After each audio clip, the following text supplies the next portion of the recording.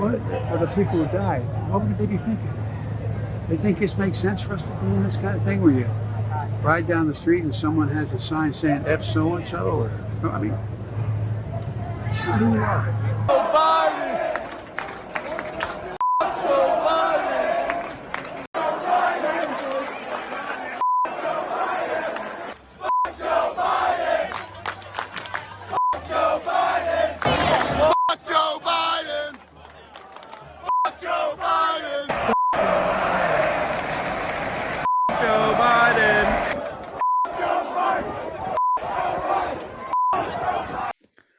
All right, a lot going on there, Jason. A lot going on there. Yeah, what do you think? I like how Biden's like, and people are running around saying F so and so. Like, no, I think they're being a little more specific than so and so. And it's not just like it's not a general phenomenon. There's a very specific person they keep bringing up. That's I think 4 years or 2 years ago they were saying F someone else. So these things.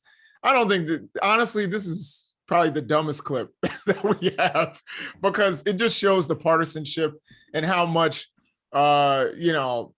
respect for the presidency and all that has kind of just gone out the window. I think it started with birtherism, and we can talk about who proliferated that, started that kind of division in our country. I can't believe Hillary did that.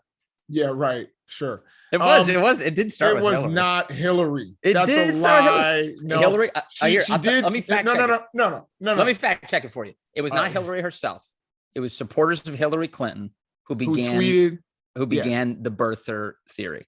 No, I think that's untrue. What is true, and by the way, there's one person who really, really blew it up. We know that the people who still believe in birtherism, by the way, I got a letter from somebody talking about how Barack Obama's real name is something else and he was born in Kenya, and his mother is actually in whiteface. Literally, I got this letter.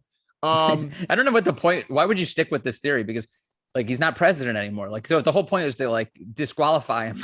Yeah, it doesn't. You're speaking like a logical person.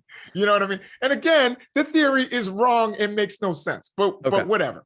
And you and I have already talked about this, the fact that he was born to an American citizen, etc. Right.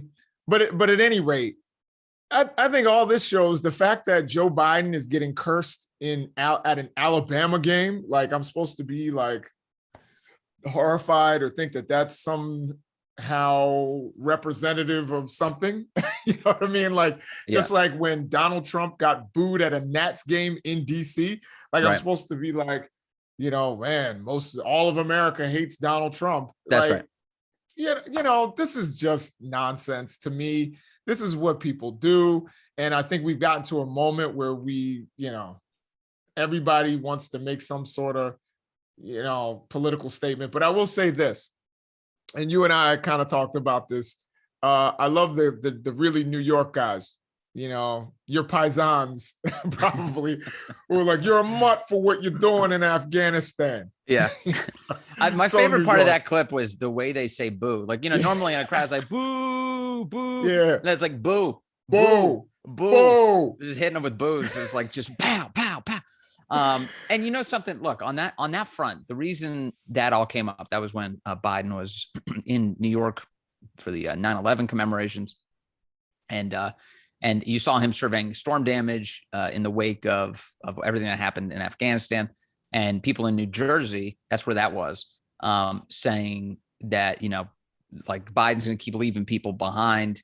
This came at a really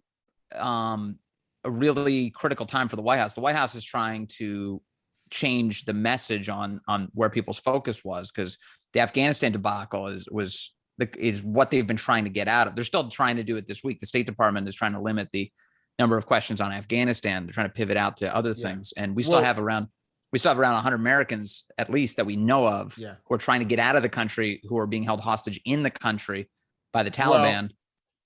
No, I think that's, go ahead. Sorry. And the only point I'm making is, so there's sort of like, there's the college frat bro kind of F Joe Biden going on.